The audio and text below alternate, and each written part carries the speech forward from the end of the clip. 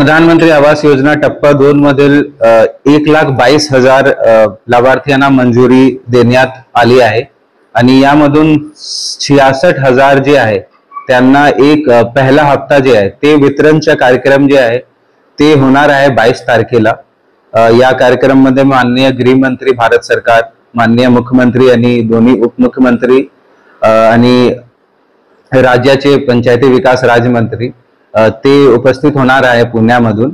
आणि नंदुरबार मध्ये पण जिल्हा परिषद मध्ये सर्व तालुकामध्ये आणि सर्व ग्रामपंचायत मध्ये ग्रामसभा होणार आहे आणि हे कार्यक्रम जे आहे राबवले जाणार आहे।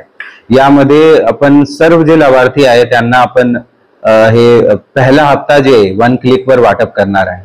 तर यामधून माझा विनंती आहे सर्व पत्रकार बंधूंना आणि लोकांना की तुम्ही या प्रोग्राम मध्ये सहभागी घ्या आणि जास्तीने जास्त लोक या ग्रामसभा मध्ये सहभागी घ्या आणि हे लाभच्या तुम्ही तिथे ट्रेनिंग पण होणार आहे की तुम्हाला कसा घरकुल बांधायचा आहे आणि काय काय त्यामध्ये समावेश वगैरे आहे आणि कसा तुम्हाला हप्ता वाटप होणार आहे।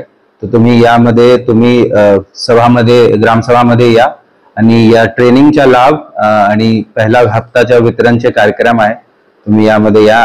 सर्व घरकुलचे जे लाभार्थी आहे नंदुरबार मधून त्यांच्या माझा आव्हान आहे की अगोदर एकाद घटना अशी होती की कंप्लेन आले होते की तुमच्या आपसे कुछ पैसे थे मांगे गए थे और कुछ गलत तरीके का व्यवहार आपके साथ किया गया था या आपसे अप्रूवल साठी पण पैसे घेतले होते। तो माझा आव्हान आहे सर्व नागरिकांसाठी आणि जे घरकुल मधून लाभार्थी आहे की तुम्हाला काही देण्याची गरज नाही आणि असा कर कोणी तुमच्या सोबत डिमांड करत आहे तुम्ही इन्फॉर्म करू शकता। तुम्ही माझ्या समोर स्वतः येऊ शकतात, सीईओ समोर आणि पीडी समोर आणि कंप्लेन करू शकतात आणि यावर आम्ही कठोर कार्यवाही करणार आहे आणि कोई भी इसमें बख्शा नहीं जाएगा, ये मैं आपको गारंटी देता हूं।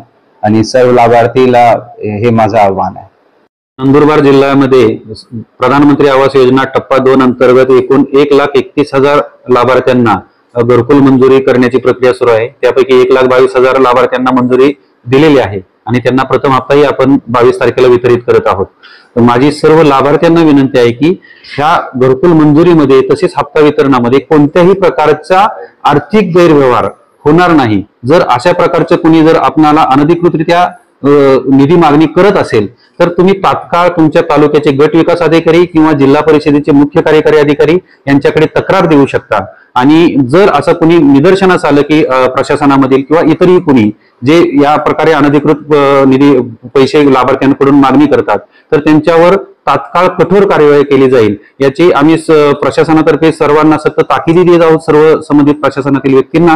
त्याचबरोबर सर्व लाभार्थींनाही आम्ही आवाहन करतो की आपण अशा कोणत्याही गैर प्रकारच्या गोष्टींना बळी पडू नका।